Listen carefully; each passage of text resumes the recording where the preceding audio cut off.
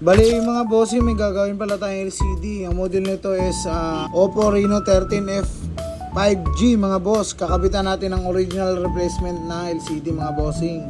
Yan. Nagiglitch yung LCD mga boss. Tuturuan ko kayo paano siya tanggalin.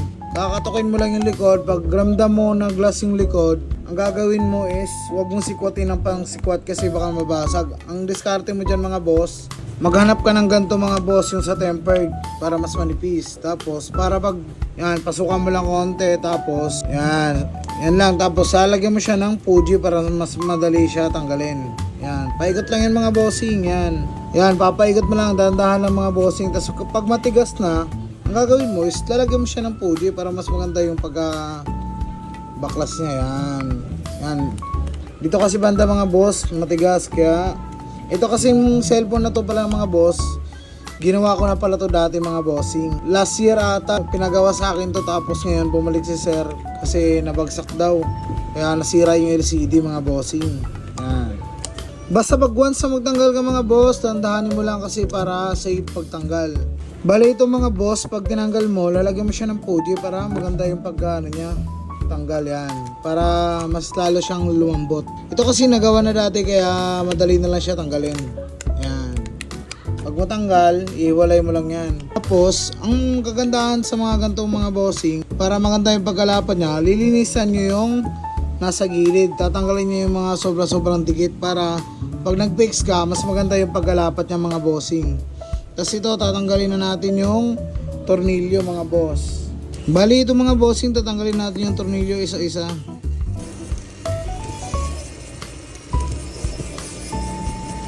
Pagkatapos mga bossing, tatanggalin mo tong bakal na to para ma-disconnect natin yung battery. Yan mga boss, tatanggalin na natin. Basta siguraduhin yung walang iwang tornilyo. Yan mga bossing. Pagkatapos nyan, para safe lagi yung gawa nyo, ang gagawin nyo is tatanggalin nyo yung battery para safe. Kasi yung mga gantong model kasi at gantong mga unit is nasa baba yung pinaka LCD niya. Kaya tatanggalin natin yung nasa baba. Yan mga boss, tatanggalin na natin kasi tinanggal na natin yung tornilyo. At akin lang natin mga boss, yan. Ito kasi yung pinaka LCD mga bossing. Ito yung pinaka LCD niya. Bali, para safe lagi yung gawa nyo, tatanggalin nyo talaga yung battery. Tapos tatanggalin mo yung LCD bricks. Yan. Para iti-testing natin ang LCD. Yon, ito na mga boss, yung LCD natin. Bali, orig replacement to mga bossing.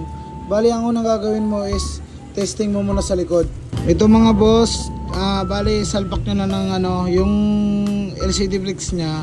Salpak mo lang dito. Kumbaga, papakiramdaman mo lang para hindi masira yung connector niya. Tapos pagkatapos mo nilagay ito, sasalpak mo yung battery, tapos i-open mo na siya.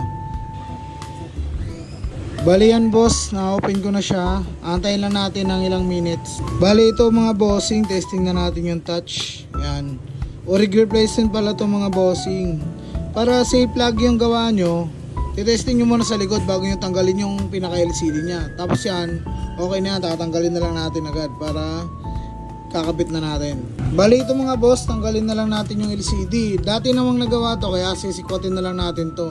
Bali madali lang sikwatin yung LCD. Kumbaga kukunin nyo na lang yung susundutin nyo yung pinakailalim talaga. Yan mga bossing. Yan. Dapat hindi siya magasgas dito sa gilid mga boss para maganda yung paggalapat at maganda yung gawa natin. Yan. Bali ang napalitan ko pala dati dito is class A. Kaya makapal yung LCD niya. Ngayon kasi, ang ipapalit na natin is yung pinaka-orig. Ayan mga boss. Yan yung LCD niya. Class A. Tapos yung kakabit natin is original. Bali mga boss, pag naglilinis kayo, siguraduhin yung malinis. Kasi mas maganda kasi malinis para lapat na lapat yung LCD. Lalo na pag original. Ang pinakamagandang paraan nito mga boss is lagyan nyo ng Fuji para maging malinis mga bossing. Yan. Paikutan mo lang yan ng Fuji. Babrush mo lang para malinis mga boss. Yan. Tapos sa kabila naman, para in case na gagawa kayo ng gantong model, at least alam nyo na at may idea na kayo mga boss. Pagkatapos mong linisan, check mo kung may umbok para safe yung LCD nya. Pag sa mga bagong LCD pala mga boss, kailangan mo tanggalin yung plastic na nasa fingerprint. Yan, tanggalin mo na lang yan. Tapos, ito kasi may warranty pa. Kaya, ang sa akin, hindi ko pa siya tinatanggal. Saka ko na lang siya tanggalin pag pinadikit na ni customer. Bali ito, sasalpak na natin ganyan lang. Pasok mo lang rito. Sa mga baguhan pa lang dyan, check nyo na lang mabuti yung video natin mga boss. Para at least naman may matutunan kayo. Yan, check nyo pag lapat na para pag goods na, salpak mo na lang yung flex ng LCD. Yan mga boss, sinalpak na natin. Tapos yung sa battery. Tapos open na natin yan mga bossing para makita natin kung gumagana yung pinaka LCD nya. Ito mga boss, testing na natin yung touch. Di ko alam yung password na ito pero dito na lang tayo sa emergency call. Yan, check mo muna bago mo ikabit. Kapag okay na, lagay mo na yung mga bakal. Kung sakaling maglapag ganitong bakal mga boss, siguraduhin mo nakalapat para maganda yung pagka lapat niya mga boss. Tapos, tornilyo na natin. Pag naglagay kayo ng bakal mga boss, dapat lapat na lapat para maganda yung pagka-tornilyo nyo. Tsaka hindi nakaumbok. Yan. Tapos kung sakaling madumi yung gilid niya mga bossing, ang gagawin nyo is lilinisin nyo yan para lapat na lapat yung likod nyan. Tapos itong likod mga bossing, linisin nyo na lang para maganda yung pagkalapat niya. Para at least pag makita ng customer, maganda yung gawa natin mga boss. Kapag okay na, kabit mo na mga boss. Bali, tanggalin lang natin yung sobrang tape dito sa likod. Para maganda naman siya tignan mga boss. Yun, nakita rin. Enroll. Pattern mo muna. Para testing natin yung fingerprint kung gumagana. Baka scam eh. Kaya tanggalin muna natin yung una. Pag bago yung LCD, kailangan tanggalin to. Tanggalin mo muna yan. Tapos mag-a-add ka.